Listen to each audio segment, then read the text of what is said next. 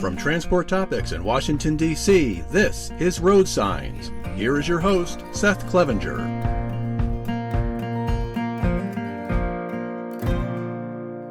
Thank you for listening to RoadSigns, the podcast series from Transport Topics that explores the trends and technologies that are shaping the future of trucking. In this episode, we're going to zero in on one of the biggest headaches that professional drivers experience out on the road: finding a safe and convenient place to park their trucks. The scarcity of truck parking, at least in certain locations and at certain times, hinders industry productivity and makes life on the road more challenging for drivers. Fortunately, there's been a push to expand access to truck parking, including through paid reservations. But how can reserved parking help alleviate this industry pain point? And what will the truck parking situation look like in the year ahead? We'll set out to answer those questions in this episode. But before we begin, I'd like to share a word from our sponsor. This episode of RoadSigns is brought to you by Seylan Tires. With the North American trucking industry facing significant headwinds, Seylan Tire Americas is here to help. From cutting costs on tires to saving big on fuel, Seylan is delivering smart, reliable solutions for fleet operators. Seylan combines premium quality with real-world performance, offering durable, high-value tires for everything from cars and trucks to commercial vehicles.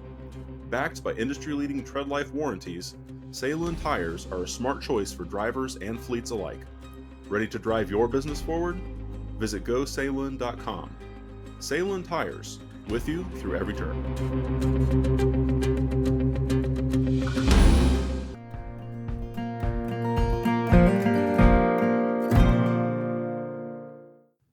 And now, to learn more about commercial truck parking, I'm very excited to bring in Evan Shelley, co-founder and CEO of Truck Parking Club.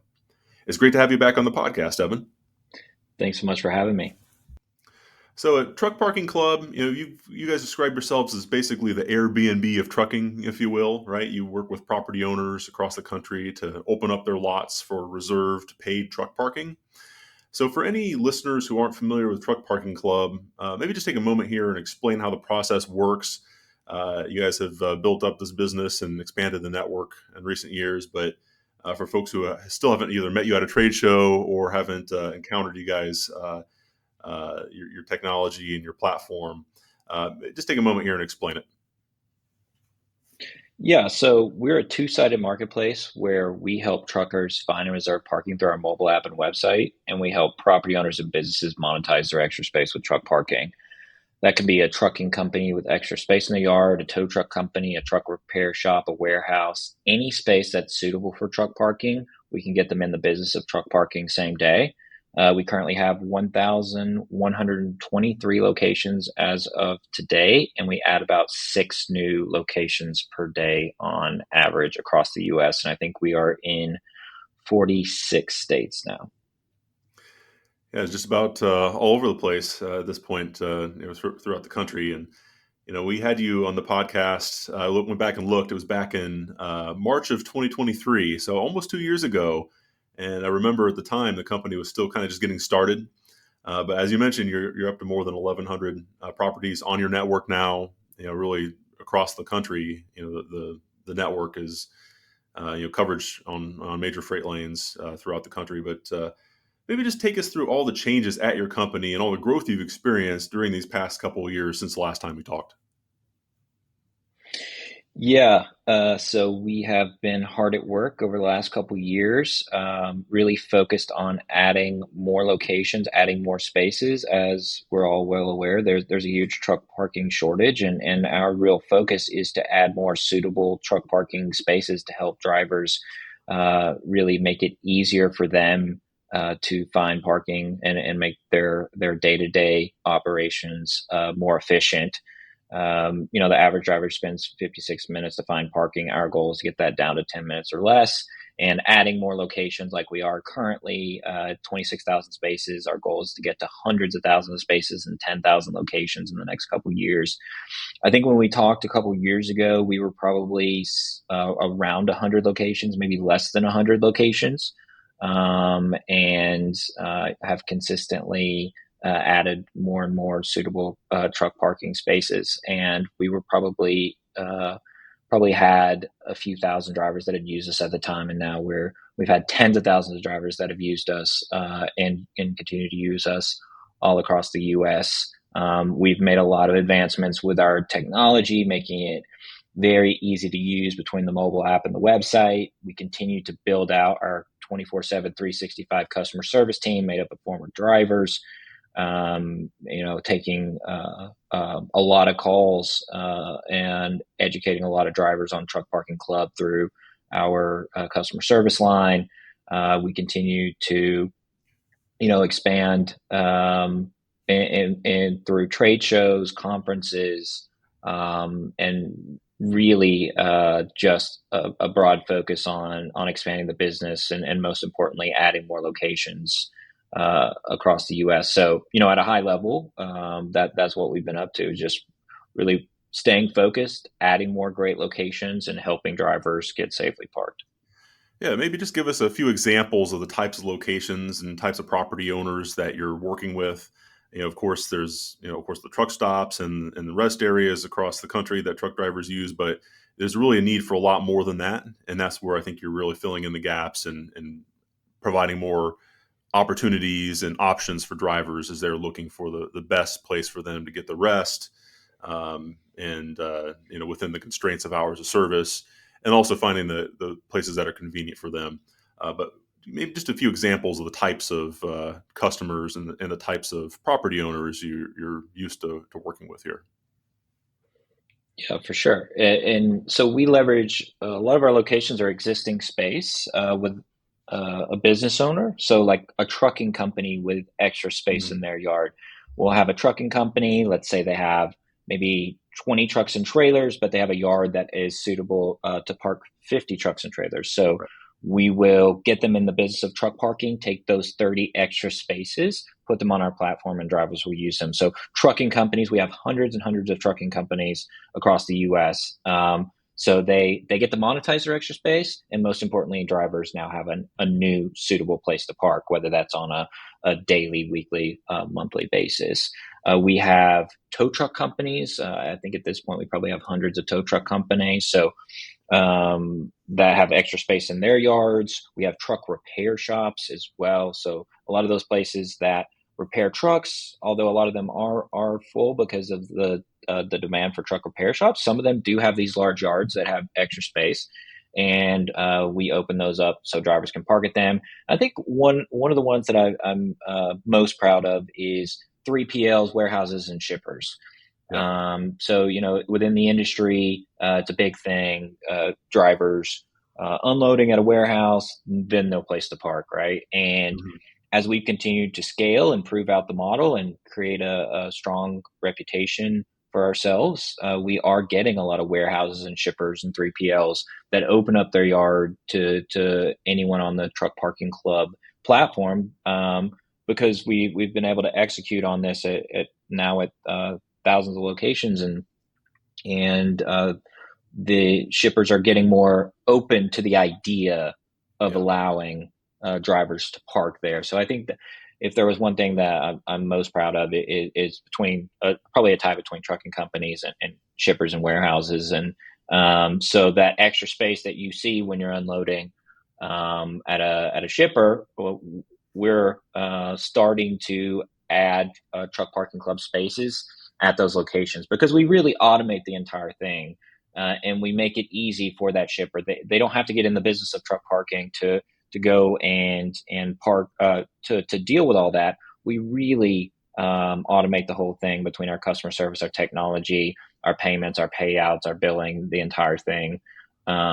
So those are some examples of Yeah. the types of properties. We do have a lot of other ones. I'll name briefly: self storage locations. Just open lots that are inconvenient locations, uh, industrial outdoor storage owners, really any other types of locations that are suitable for truck parking.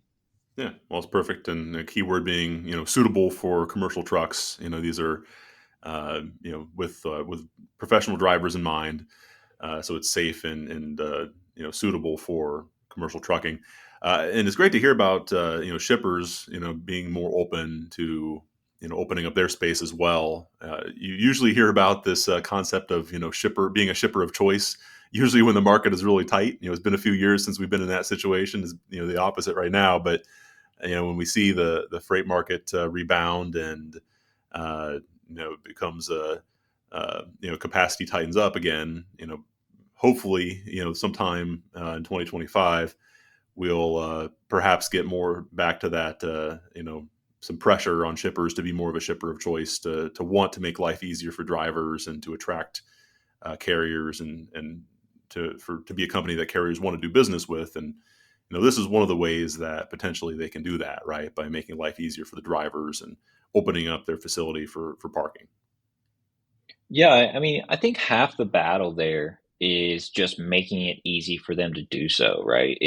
And that goes for trucking companies as well. It's like most trucking companies would be open to the idea of helping a fellow carrier, a fellow driver get parked at their yard. Part of the issue with that is that it's just all the facilitation. Do you have to hire another person to keep up with Yep. all of it? Mhm. How are you paying? You Venmo you're paying cash. Are you going to be there? When they show up, are you going to automate that? And so it just becomes a lot more than you would have thought to just say, hey, yeah, man, you can park my yard. I got extra space. And the same thing for shippers, right? Half the battle is just making it very easy for them to do so, where someone that's working at that shipper says, yeah, you just go to Truck Parking Club, just truckparkingclub.com. You'll figure the rest out. If you have any questions, here's the number. We don't handle that side of things. We're just the shipper, and just really unloading all that. We see that these locations are a lot more receptive if you can really truly deliver an automated experience where they don't really have to run that business of truck parking. Right. We'll run it for them.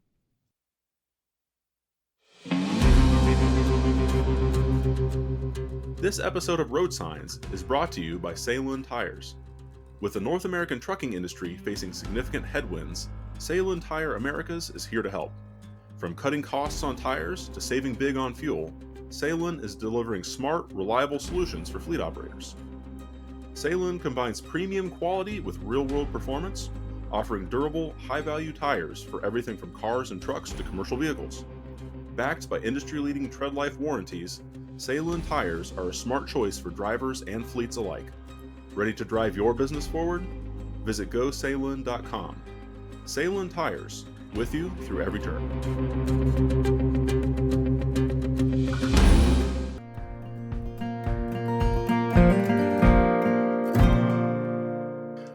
Now, kind of just from the driver vantage point here, right? When you talk to drivers, I think it's fair to say that there are mixed reactions to the concept of paid parking. That's not a new concept in trucking; it's been around for a while. Truck stops have been dabbling in it, of course. But what's your sense, Evan, of the the appetite for the opportunity to pay to reserve parking in the trucking industry? Is there more of a willingness now for users to go ahead and book a parking space at a cost that again fits their route and their schedule, and just to pay to have that peace of mind? Yeah, I think it's that conversation within itself is probably a several hour long conversation, because it is quite complex. It's a little more complex than meets the eye, but at a broad level, there we have, of course, different types of drivers, right? We have owner operators, we have company drivers, we have small carriers, all the way through the mega carriers. And every kind of part of the trucking community as a whole, and trucking companies, kind of have their own opinions about paid truck parking, because how it affects them. First off, with company drivers, right? That's all. If a driver is open to paid parking, typically comes down to if the carrier will cover it, right? Yeah. If that company driver is not getting reimbursed for paying for parking, then they're going to try. They really aren't going to be open to the idea, because to them, they are putting in their hours and their time, and they're driving someone else's truck. And why am I paying to park that truck, right? And I understand that 100% and feel for drivers that have to go through that. What we're now seeing, though, is that the best carriers are paying for parking. I actually think I saw a nice piece between you and Natso talking a little bit about those dynamics. And I thought it was a very interesting conversation. So the best carriers are realizing for their drivers that they should cover parking because it will make their day-to-day that much easier. But for company drivers that do not get reimbursed, I understand, and I understand how that is a tough situation for them. For owner operators, we half of our members on the platform are owner operators, and they leverage us to do their business better. Yeah. Whether that means getting closer to a shipper in a congested area, whether that means driving further every day, because if they pay $20 for that parking space, but they drive 3 more hours, that pays for itself. And owner operators, being dollar conscious, leverage our network to do their job better. They also will run several different trailers, although a single operator, and leverage our locations to store trailers. The use cases have really became quite wide. And then just for carriers in general, we'll say we see a lot of them leveraging the Truck Parking Club network as their personal terminal to be more efficient and helping their drivers, and ultimately fleet managers booking for the drivers. So it really, I think, to answer your question, I think it really just depends on the stakeholder in that particular situation. I feel for company drivers that they're going through that. I do think that the best carriers and broadly speaking, the majority of carriers in the not so distant future will be much more open because they understand that ultimately they save money between retention costs, efficiencies, productivity, and reduction of stress, which equals retention for their drivers. I think ultimately they will understand. I mean, the on-ramps, the days of the on-ramps and off-ramps and risking injury, nuclear verdicts, claims, etc. I think carriers are realizing, hey, I could just leverage a network like Truck Parking Club, and yes, it does cost money, but ultimately, when the chips fall, we're actually doing much better as a company and actually making more money. So I tried to paraphrase it as much as I could, but it is quite a complex topic, and I understand drivers' opinions. That free parking going to paid, especially the ones that don't get reimbursed. I understand that argument and I feel for them. I do think the world is changing in their direction and will be just a reimbursable expense. And we're seeing it. I'm not just theorizing. We're seeing it day to day. The best carriers do pay for parking. All right. Well, thank you for digging into that, because it is a really interesting dynamic. And clearly, if you're a small fleet owner operator, and you're basically making a cost benefit evaluation. Hey, it's worth it for me to pay to park. I get that much more productivity out of my day. This is my small business. But yeah, for the company drivers, that is, I think, the most interesting question about paid parking moving forward.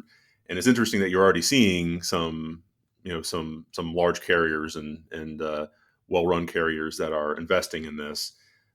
Because it really does seem like it would be, quite a nice perk to offer to your drivers. When you hear about, of course, all the high turnover rates, driver recruiting struggles at many motor carriers across the board, but especially in over the road, where turnover rates can be really astronomical, and it's so expensive to onboard a new driver.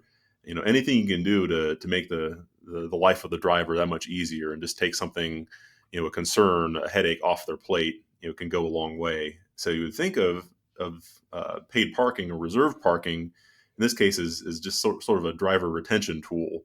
Are you having those conversations with fleet owners, with motor carriers who are looking at this from a big picture that are operating fairly large fleets? Yeah, absolutely. Just, kind of educating them on how they can leverage the Truck Parking Club network. It was a much harder conversation at 100, 200, 300, 400 properties. Now that we're well over 1,000, we've got, established credibility within the market with tens of thousands of drivers. These conversations with carriers, especially executives at these carriers, go very well. And what we've seen is that a lot of them are leveraging Truck Parking Club to help their drivers reduce stress, be more efficient, and it just takes time, right? Truck Parking Club hasn't been there forever. There's never been this large network of truck parking options, and it's just about educating them, getting reps in, and what we see a lot of times is carriers will start with a few drivers and they'll use us a few hundred times, and then before you know it, they're opening up to all their drivers, and they're seeing the results of that. Although on the front end, you think, well, why am I paying for my driver's parking because I never have before? But ultimately, I think the best carriers are seeing the results of that. And to be honest, we didn't especially in the beginning, we weren't really trying to sell carriers on the idea necessarily. It's really just organically happened. And we see each other at shows a lot, and I run into a lot of carriers, executives that are at these carriers, and you just talk to them about, hey, here's how we see other carriers leveraging us, here's how they're doing it, and just over time they try the idea, and then they begin to roll it out across their company, and we've seen and heard a lot of positive feedback from being able to leverage this network for their drivers to do their job better. Sure. And wanted to next zoom out a little bit to look at the, I guess, overall market conditions. As we all know, the trucking industry has been really struggling through a soft freight market for really about 3 years now, at least in terms of freight rates. Still too much capacity relative to the amount of freight, and that's been tamping down rates. But looking ahead, there's at least some measured optimism for a market rebound in 2025. Of course, I'm curious to hear your thoughts on the implications for truck parking if we do indeed see a freight recovery in the year ahead. Is that going to make even more of a parking crunch in certain areas if we do see an uptick, at least in terms of freight volumes? Yeah, and I mean everything kind of is pointing toward the direction of the freight market getting on a stronger footing in 2025. I think everything is suggesting that at this point. I would say from Truck Parking Club's perspective, we've continued to grow even in a very weak freight market, and we've continued to most importantly expand and give more options to drivers. I would suspect, yes, that with the increase in demand and a stronger freight market, that truck parking will become more of an issue. I think that it squarely falls on, really a few different parties at this point, between taxpayer dollars, government dollars, and the private sector, to go out there and continue expanding. And I think Truck Parking Club being a big part of the solution to that. So I do think there will be a bigger crunch, but I also think, I'll speak for Truck Parking Club, we're working extremely hard to add a ton of new supply, to give a ton of options to drivers, fleet managers, dispatchers, carriers, for them all to do their job better and get drivers safely parked. So yes, I think there will be a crunch, but also if we can execute on our goals, I think we can in real time be a positive impact and a part of the solution to that increased demand. Yeah. Yeah. Yeah. So it really is pretty remarkable how this issue, this truck parking shortage, has become an issue that really has just resonated across the industry. We see that in the ATRI top industry issues report.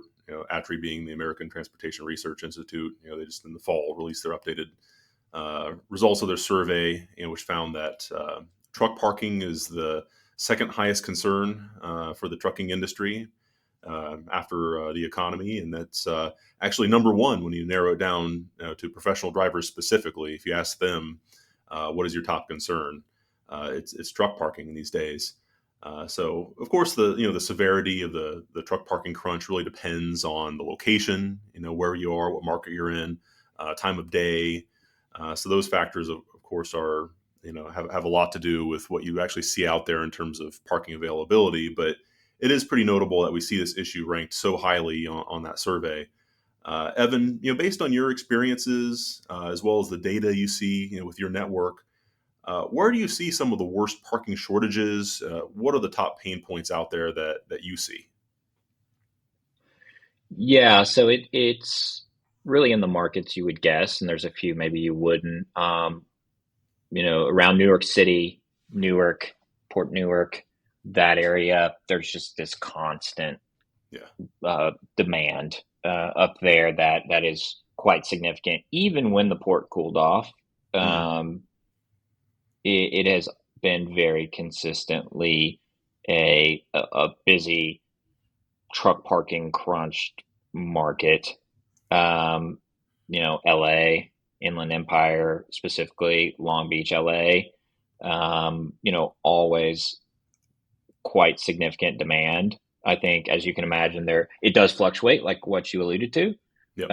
The demand will pick up quite significantly for a few days at a time, and then cool off, and then pick up quite significantly again. Markets like Chicago, constant demand.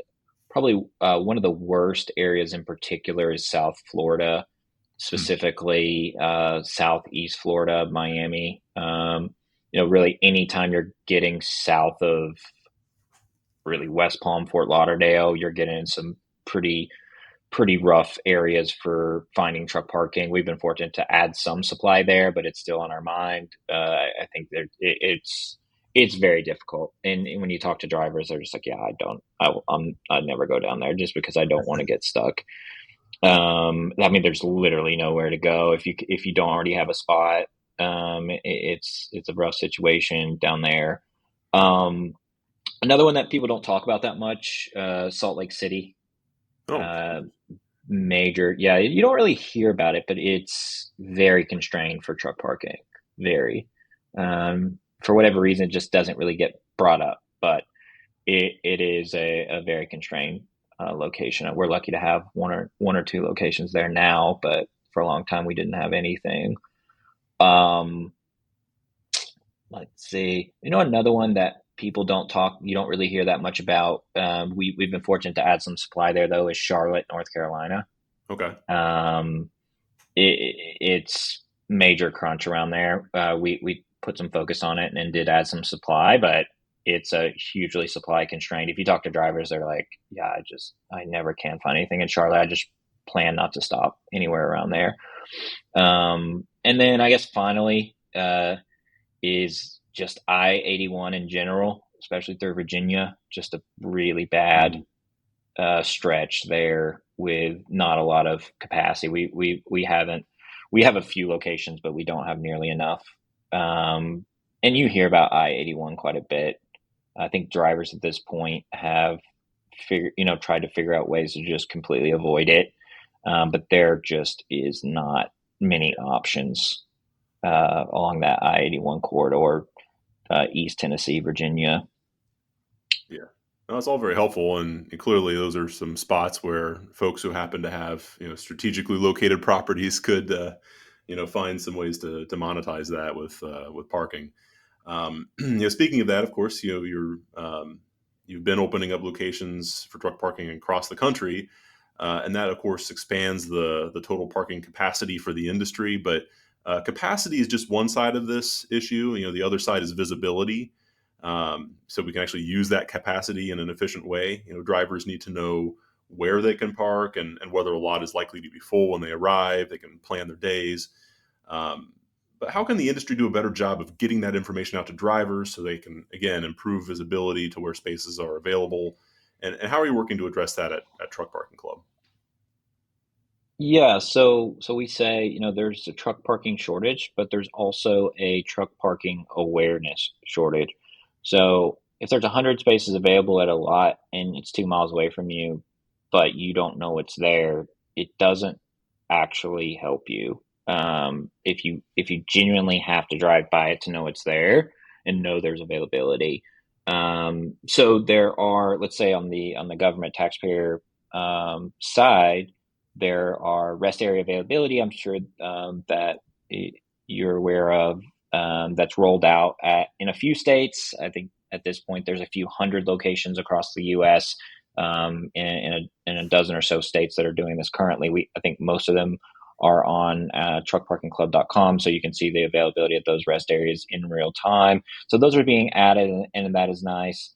I think for us, this is really part of our mission, is adding available capacity and showing that real-time availability at those locations. That is a big part of what we do, because it doesn't necessarily help all that much if you just say we think there's truck parking here, because you go back to the same issue of, okay, there's truck parking there. I pull into X truck stop, it's full. I go on to the next exit, pull into X truck stop, it's full. And you continue that cycle. It doesn't necessarily help just knowing that there's a location somewhere. Really creating that visibility, specifically like what we do in the Truck Parking Club marketplace, is a good way to create efficiency for knowing locations plus availability. And I think that's key long term, is not only knowing where they're at, like a listing service, but also knowing availability, that there is a spot at that location, and planning accordingly. So I think it's a major part of the issue as well.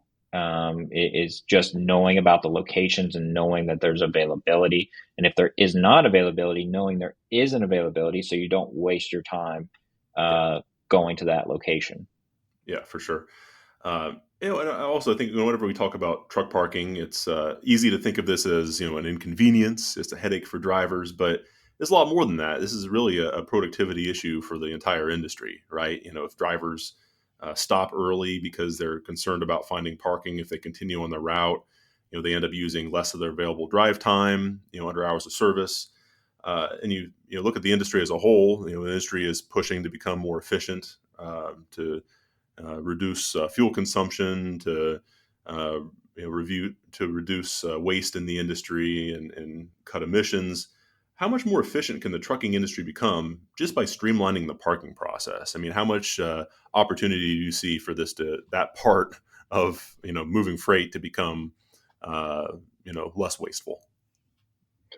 Yeah, we can do some napkin math here. The ATA's put out a few studies. I think OIDA's done a few studies, ATRI, of course, and some of the stats you hear: one space for every 11 trucks, 56 minutes on a daily basis for the average driver to find parking, resulting in, last stat I saw, $7,100 per driver wasted on an annual basis, resulting in billions of dollars in inefficiencies. Let's say our goal is to help drivers get that from 56 minutes down to 10 minutes or less. That is, billions and billions of dollars of efficiencies that will come from just not driving around in circles looking for parking, and get that combined with getting further down the road and annualizing that from a daily basis, and doing that nearly every day annually.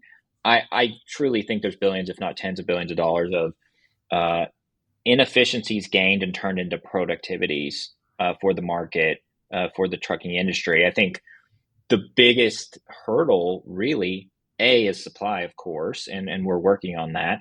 But B is just educating the trucking and transportation community that this is possible, and that getting your driver further down the road on a daily basis, and not ignoring this situation where they're just driving around, but your numbers are still working, or maybe your margins are stretched, but it's still working. And we're doing that on a daily basis with carriers, and they're leveraging the Truck Parking Club network, and ultimately they're becoming more efficient. But this isn't something that just turns on overnight, right? It is a process. It's an education process. It's an awareness process. And for us, it's happening one driver, one carrier at a time. And I do think, as that education and awareness continues to expand, it will be a normal day to day, because the carrier understands that it actually improves and makes their drivers more productive, and ultimately increases their margins. Yeah, for sure. Evan, it's been a while since I had you on the podcast, but as you alluded to, I feel like I see you in person all the time, right? I mean, I go to about one industry trade show or conference per month on average. More so in the spring and in the fall. But I was joking before we got started that I see you at just about every one that I go to. So personally, I learn a lot from work travel and make a lot of good connections that way. I'm sure it's the same for you. So what are some of the top conversations you've had lately at industry trade shows and events? And what would you say are some of your biggest takeaways from the past year of being on site at some of these industry conferences? Yeah, most of my conversations revolve around truck parking, the problems within truck parking. At So I do a lot of conferences, but I also do a lot of truck shows, and my team does a lot of truck shows, and those are the best because you actually get a lot of face time with drivers. Um, and it's one thing to read it in a study or whatever, but to just hear the vast amount of drivers that struggle with truck parking, and now at this point, being in the market for a couple years, having some percentage of those drivers come up and say, "Man, you saved me in LA. I couldn't find anything in LA. I didn't have any time left. You saved me, and now I use you guys all the time." So, around that, just hearing about the truck parking issue and hearing about how we're becoming a part of the solution to that is quite awesome. And I think conversations among executives at carriers and talking with them about their struggles with truck parking and being able to educate them on how they can leverage our network to make their fleet, their drivers more efficient is some really great conversations, and it's quite enlightening about how carriers are dealing with it right now on a daily basis, and that we can be a part of the solution to that. I stay very much in my lane, and do really just focus on conversations about in and around truck parking and things of that nature. So, yeah, just have some very interesting conversations about the broader issue and trying to learn about how we can be more effective. Yeah, for sure. And speaking of industry events, I actually saw a truck parking club company branded Cybertruck at the ATA conference in October. So you got to tell me the story behind that. So, about a year ago, about this time last year, I think I just was like, man, those Cybertrucks really get a lot of attention. And I was like, I wonder if we got one and we wrapped it in Truck Parking Club. I was like, I bet that would get so much attention and marketing and publicity. And on top of that, we wrap the vans and those already get a lot of attention because it's bright yellow. And every time that truck is on the road, it's advertising and it's grabbing people's attention, and specifically drivers. And so I got put on the list, and then got it maybe August or September of this year, and immediately wrapped it and started getting it out there on the road. And it was pretty bizarre. I mean, people started posting on social quite often. They still do, and just getting a lot of conversation started. And then on top of that, the parking at the conferences, like in like the front of the hotel, was just something I'd never really thought about until getting to one of the hotels, I think there in Nashville once, and like, what if we could just park it like right there? And talked to one of the guys in valet, and I was like, hey man, I want it right there. Can I park it right there? And he's like, yeah. I mean, he wanted a tip, but parked it there. And it was incredible how many people were posting on social and texting and calling me, and they're like, what the heck? So it's been, long story short, it's been a great marketing tool for us. And as a younger company, marketing is everything. Getting your name out there is everything, and getting people talking about you is everything. So it's been a great tool. Yeah, well, worked on me. I think the whole conference noticed it. But, it actually got me thinking a little bit, about the future parking needs for electric trucks, commercial trucks. Of course, in trucking, the battery electric trucks that have started to enter the market in small volumes today. they're really for short haul return to base operations. So they don't really need more parking right now. They need charging locations. That being said, I mean, you can project forward, and I'm curious if you ever envision a time when there might be a need for more parking that's suitable for battery electric or even hydrogen fuel cell trucks. Especially in markets that are pushing hard, like Southern California. Is that anywhere on like the long-term planning for you guys on a whiteboard somewhere? Is that something you've ever thought about? Yeah, definitely. We get approached quite a bit by companies that are into electric charging and electric trucks. And I think broadly speaking, us remaining focused on the core mission and adding more locations suitable for truck parking ultimately naturally ties into us being the go-to source for getting drivers with electric trucks parked at those locations and ultimately facilitating relationships between property owners that have locations that could be suitable for charging and ourselves. I think we kind of naturally fit in to that. I think just staying focused on our core, we will be we think we could be a large proponent to expanding electric truck charging networks, just because, I mean, at this point we have 1,100 locations to choose from. In the not so distant future, we'll have 10,000 locations to choose from. And we'll already have relationships with all those property owners. So we do think we can fit in very nicely in kind of the transition into electric truck charging. Sure.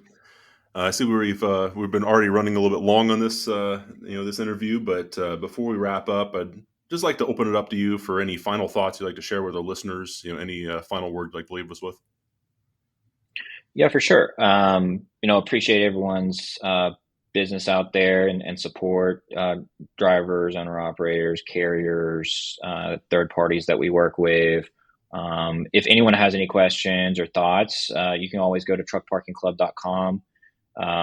We have a contact us page. We have a 24/7, 365 call line, 888-899-PARK. That's 888-899-7275. In the footer of the site, we have all of our social medias. If you want to hit us on there, you can hit me on LinkedIn, Evan K. Shelley on LinkedIn. I'm on there a reasonable amount. And yeah, would just love any feedback. And if anyone has any property suitable for truck parking, please do go to our site, truckparkingclub.com, and add your location. We'd love to have it and add more parking. Well, Evan, this has been a great conversation as always, but I think that's a good stopping point. So let's go ahead and leave it there. Thanks again for joining the podcast and sharing your insights. It's always great to chat. Thank you, Seth.